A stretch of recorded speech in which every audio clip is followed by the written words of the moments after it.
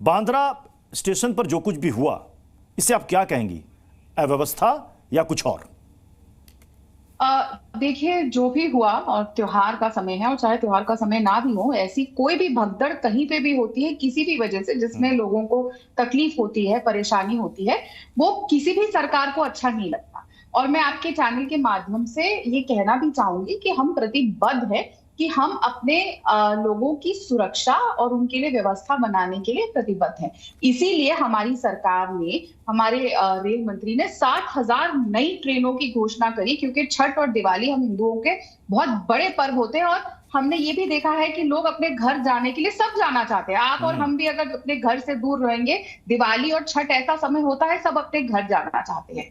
और उस बीच में इतनी व्यवस्थाएं करने के, कड़ी व्यवस्थाएं करने के बावजूद भी अगर ऐसी घटना होती है जिससे किसी को नुकसान होता है, ये बहुत ही हमारे लिए भी बहुत दुखद। लेकिन सवाल तो यहाँ पर राधिका खेड़ा जी ये है ना कि ऐसे हादसे हो जाते हैं लेकिन सरकारें सबक नहीं लेती। हमने कहा ना, सिर्फ तारीखें बदलती हैं कैलेंडर में, तस्वीरें नहीं बदलती। उत्तर भारतीय इसकी पीड़ा को, इसके दर्द को भली भांति समझता है, जो दूर दराज राज्यों में जाकर काम करता है। और जब वो चाहता है कि दीपावली और छठ में अपने घर जाए, तो रेलवे स्टेशन का आलम यह होता है कि वो कांप जाता है। और ये आज की घटना नहीं है, ये हर साल की यही तस्वीर है।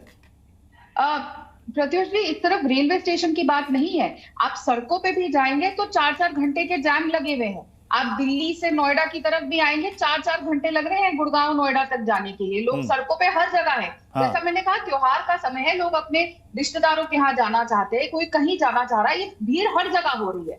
लेकिन इसी के मद्देनजर हमने व्यवस्था करी, हम अपनी जिम्मेदारी से नहीं भागे। इसीलिए हमने 60,000 ज्यादा ट्रेनों का इंतजाम किया। 7,000 ट्रेनें, 7 या 100 या 200 नहीं, 7,000।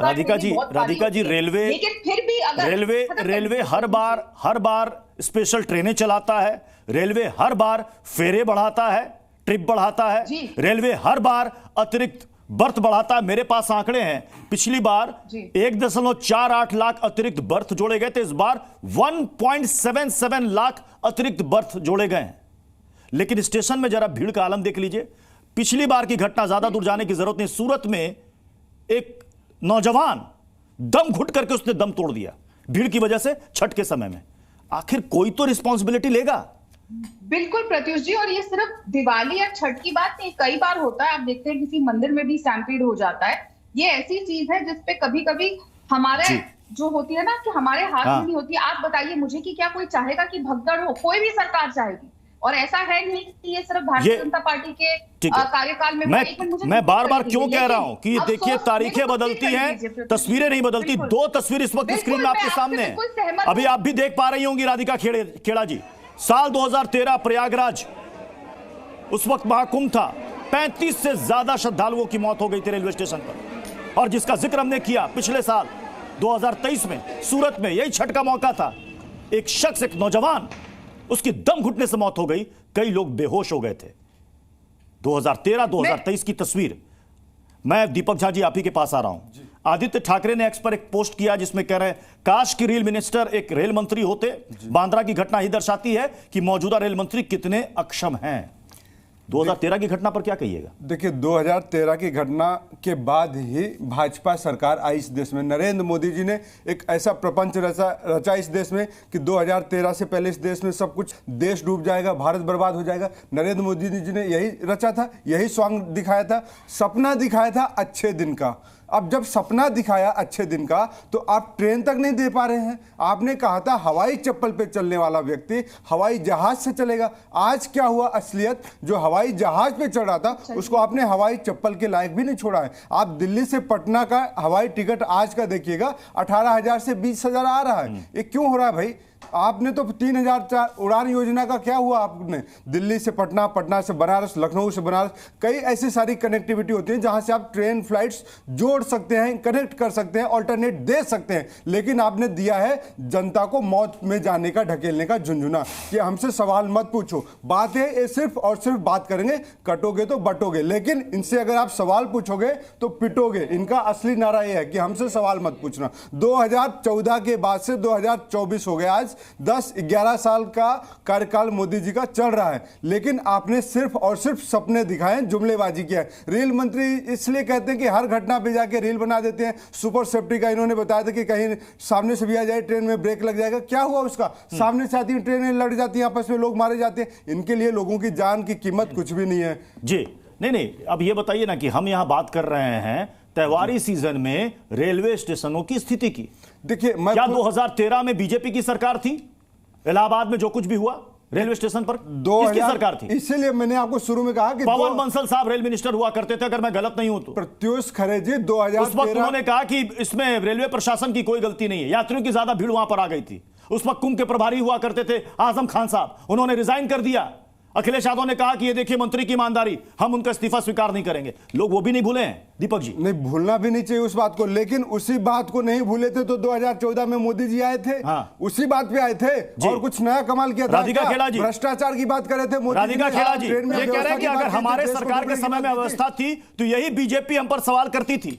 आप तो बड़े बड़े वायदे के साथ आए थे कि तस्वीर बदल देंगे, मॉडल स्टेशन बना देंगे, पूरी दुनिया देखेगी, बुलेट ट्रेन हम दौड़ा देंगे। लेकिन यहाँ तो त्योहारी सीजन में आप तस्वीर नहीं बदल पाए। राधिका जी, स्टेशन में प्रवक्ता ने कहा कि 7,000 ट्रेनें चलाई। मेरे पास तो ऐसा कोई बयान नहीं, आपके पास कोई बयान हो, रेलवे मिनिस्टर का कोई बयान हो तो दिखाइए इस लेटर में। 65 ट्रेनें आप चला रहे हैं प्रतिदिन बिहार के लिए स्पेशल, और क्या चला रहे हैं? 7,000 ट्रेनें कहाँ चला दी आपने? नहीं बताइए। बिहार के लिए अगर आपने 7,000 राधिका खेड़ा जी, राधिका खेड़ा जी, राधिका खेड़ा जी लेटर है, कहीं रेलवे मिनिस्टर, राधिका खेड़ा जी को जवाब देने दीजिए। कहीं रेलवे मंत्रालय का कोई है कुछ कि 7,000 ट्रेन? यहाँ पे डिबेट में आपने 7,000 बोलने से राधिका खेड़ा जी, राधिका खेड़ा जी, राधिका खेड़ा जी, 7,000 को कुछ प्रूफ दे सकते हैं? यहाँ पे मैं बैठ के, यहाँ पे बहुत अफसोस की बात है क्योंकि महाराष्ट्र में चुनाव है इस समय, तो इस समय चाहे इंडिया अलायंस के जितनी भी पार्टी हो, चाहे उनकी जो उधर सेना के लोग हैं, चाहे उनके लीडर्स हैं, चाहे उनके छोटे पार्टनर कांग्रेस जिनको उन्होंने टिकटें नहीं दी, वो लोग हैं आज यहाँ पे चिल्ला रहे हैं। लेकिन इससे भी इनके महाराष्ट्र में सीटें नहीं बदलेंगी। अगर इनको यही ब्लेम गेम खेलनी है ऐसे समय में, तो मैं गिनवा देती हूँ, मेरे पास पूरी लिस्ट है। महाराष्ट्र की ही बता देते हैं। 7,000 ट्रेनों की लिस्ट बता दीजिए। महाराष्ट्र चुनाव में तो हम बाद में चले जाएंगे प्रत्युष जी। उस 7,000 ट्रेन का लिस्ट बता दीजिए। भाजपा की प्रवक्ता यहाँ पे बैठे हैं, रेल मिनिस्टर की तारीफ कर रहे हैं, रेल मंत्री की। एक सेकंड, वो बता रही है दीपक झा जी, आपने सवाल किया ना, वो बता रही है 7,000 ट्रेनों का आंकड़ा दे रही है। 7,000 की ट्रेन का आंकड़ा किसी के बीच में नहीं बोलते और इनको बोलिए चुप रहेंगे। चिल्लाने से कोई सही नहीं हो जाएगा। यही चिल्ला के नतीजा देख लिया, हरियाणा की जनता ने टाटा बाय बाय कर दिया और वहां पे एक इतिहास रचा गया है और इतिहास फिर महाराष्ट्र में भी रचा जाएगा क्योंकि आप लोगों की ऐसी तीखा चिल्ली की वजह से। ये कैसे भूल सकते हैं जब 7,000 ट्रेनें आपने बताया देश को कि रेल मंत्री ने। दीपक झा जी, आपका सवाल सुन लिया, सबने सुन लिया आपका सवाल, सबने सुन लिया। दीपक जी, राधिका खेड़ा जी की बारी है।